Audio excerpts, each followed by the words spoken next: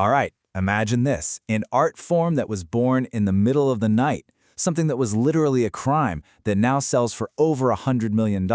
No, this isn't some heist movie plot. It's the actual real-life story of street art. So today we're going to take a trip from the spray can in a dark subway tunnel all the way to the polished floors of the world's most exclusive auction houses. I mean, that's really the heart of the story, isn't it? An art form that kicked off as a crime, a defiant message scrawled on a wall, has totally transformed. It's this incredible journey from illegal to iconic, from a public menace to a masterpiece. The big question is, how on earth did that happen? Well, it happened with this. This is the price Jean-Michel Basquiat's 1982 painting Untitled sold for back in 2017. And look, this wasn't some shady back alley deal. This was at Sotheby's, one of the most prestigious auction houses on the entire planet. This number right here, this is the proof of a massive, seismic shift in how the world even defines art. So that kind of brings us to the fundamental question, right? How do we even talk about this movement? Before we can get into its evolution, we got to get the language straight. Now, you've probably heard these terms used interchangeably, but they really do come from different places. Graffiti, at its absolute core, is all about the name, the tag. It's got deep roots in the birth of hip-hop culture and this raw, unfiltered drive for fame. Street art kind of grew out of that, but it broadened the focus to images and big ideas, things meant to spark a conversation with literally anyone who walks by. So what we're really talking about here is a revolution. This isn't just about painting on walls. It's about art physically breaking free from its old-school confines and basically forcing all of us to ask, what is art and where can it live? Okay, let's rewind. Let's go back to the origins and see how this whole thing got started. Because it began underground. I mean that quite literally. So in the 60s, you've got this guy named Cornbread who starts tagging his name all over Philadelphia, and that kind of lights the fuse. By the 70s, it has absolutely exploded in New York City.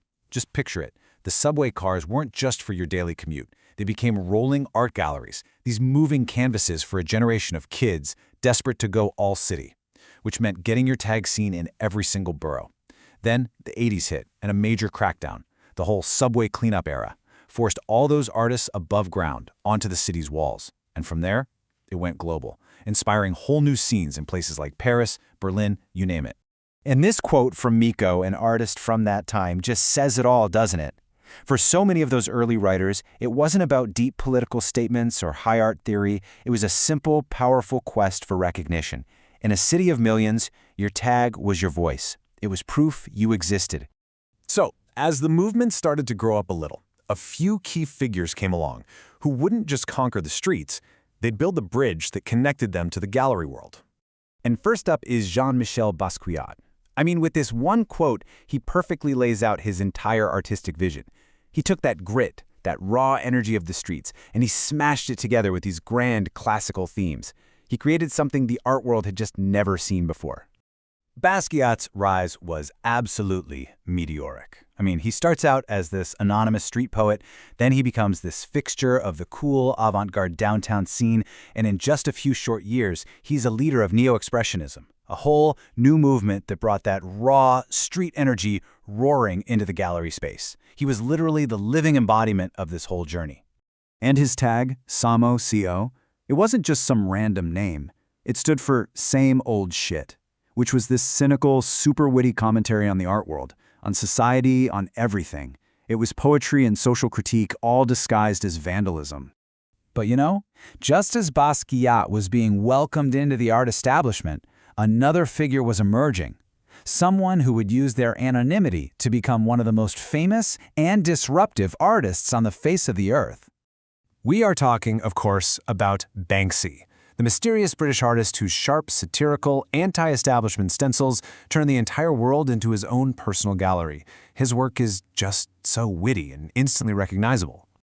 And absolutely nothing captures his genius for provocation better than one of the most audacious, incredible stunts in all of modern art history.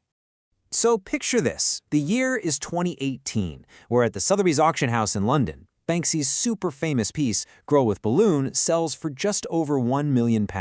A huge success. The hammer comes down, but then an alarm suddenly goes off and the canvas starts sliding down into a shredder that was secretly built into the frame. partially destroying itself right in front of this stunned black tie audience. The art world was just floored.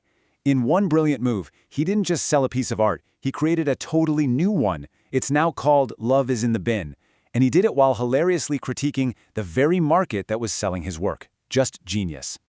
Now that shredder stunk became a global media sensation, which is the perfect segue to the next major shift in this story, the incredible impact of technology. Oh yeah, the internet completely changed the game. Platforms like Instagram became these virtual galleries, right? A mural in some hidden alleyway could suddenly have a global audience of millions in an instant. Digital tools like Procreate on an iPad let artists plan these massive, super complex murals with perfect perspective before even a single drop of paint is sprayed. And we're seeing all these new tech-based forms emerge, like giant video projections that turn skyscrapers into temporary canvases, or even augmented reality Gifity. That's murals that animate and come to life when you look at them through your phone. And of course, for artists like Banksy, technology makes keeping that crucial anonymity just a little bit easier. And all of that brings us right up to today, and to the central tension that's really at the heart of street art's incredible success story. This is the million-dollar question, isn't it? I mean, when a movement that was born from this anti-establishment, anti-capitalist spirit gets embraced by big corporations to help gentrify neighborhoods and sell expensive real estate, does it lose its soul? That's a debate that is happening on city streets all over the world right now.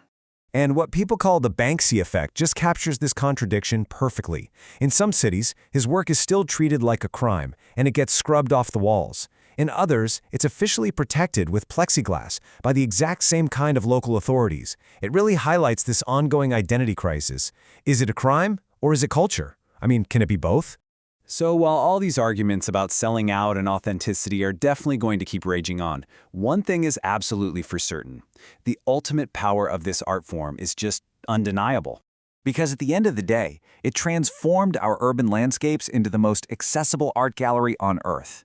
There's no admission fee, there's no closing time, and there are no rules. All you have to do is just walk outside and look up.